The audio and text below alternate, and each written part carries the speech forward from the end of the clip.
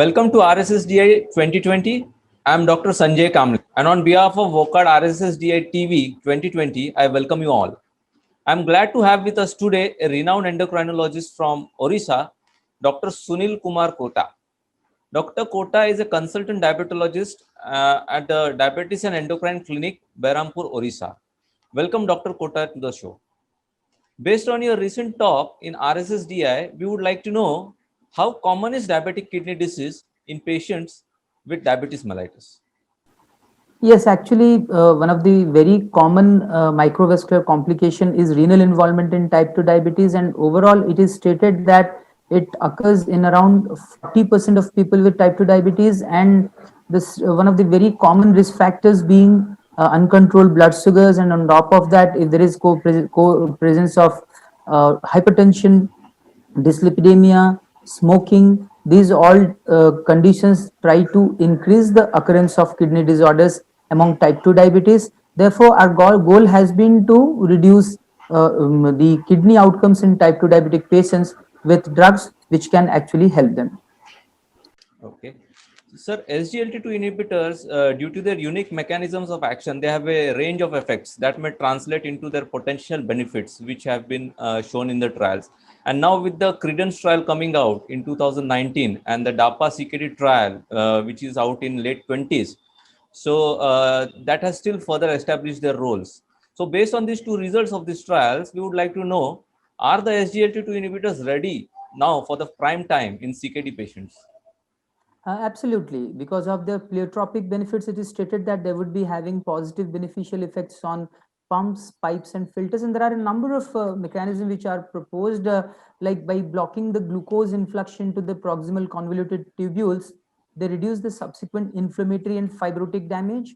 They also suppress high glucose induced activation of pathways which are detrimental, like protein kinase C and protein kinase A, and they also ameliorate renal congestion. There is a possibility of synergistic effects with antihypertensive agents as well. And from the existing three dedicated cardiovascular outcome trials, the EMPAREC, the CANVAS, and the DECLARE-TIMI, we have evidence in terms of improvement in renal cardiac outcomes in patients with type 2 diabetes. And based on that, and based on the overwhelming results, the dedicated renal outcome studies were planned, which were Credence and DAPA-CKD, as rightly told by you.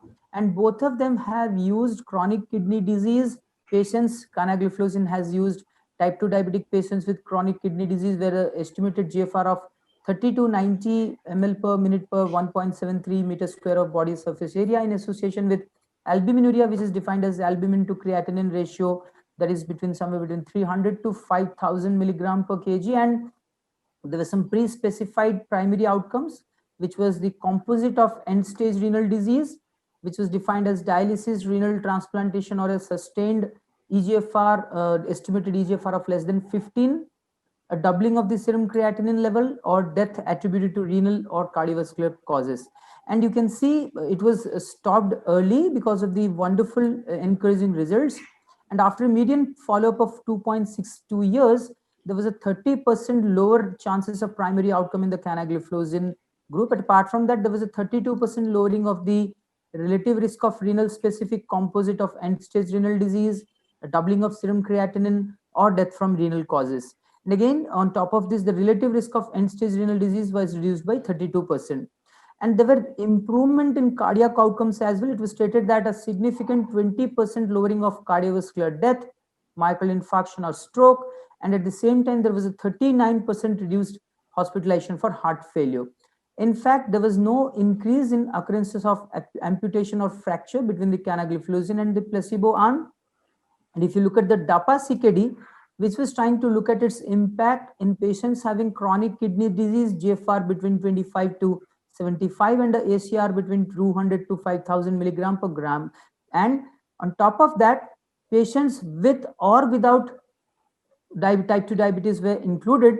And again, you can see at the end of this study, which was again terminated prematurely at the end of 2.4 years, there was a 39% reduced risk of primary outcome with dapagliflozin, and the number needed to treat to prevent one primary outcome event was 19. There was a 44% reduction in the composite of sustained decline in estimated EGFR of at least 50% ESRD or death from renal causes. And again, like canagliflozin, there was significant improvement in cardiovascular parameters as well. You can see that there was a 29% reduction in death from cardiovascular causes or hospitalization from heart failure. And it was similar in patients with or without type 2 diabetes. Yes, they have arrived in a big way with the two results of these two wonderful studies. So, sir, can SGLT2 inhibitors decrease kidney and cardiovascular risk in the populations who have already established the CKD? Yes, actually, if you look at both of these studies, those are the CREDENCE and DAPA-CKD. Both of them have used albuminuric chronic kidney disease, where there is a component of albuminuria with reduced EGFR, and you can see all the primary and secondary renal outcomes and the cardiovascular outcomes were getting reduced significantly. In fact, dapagliflozin has gone one step ahead in establishing its utility in patients having chronic kidney disease without type 2 diabetes as well. So it's a wonderful news for all of us. Thank you so much, sir, for sharing your views, and stay tuned to RSSDI TV 2020 for more recent updates from RSSDI. Thank you so much.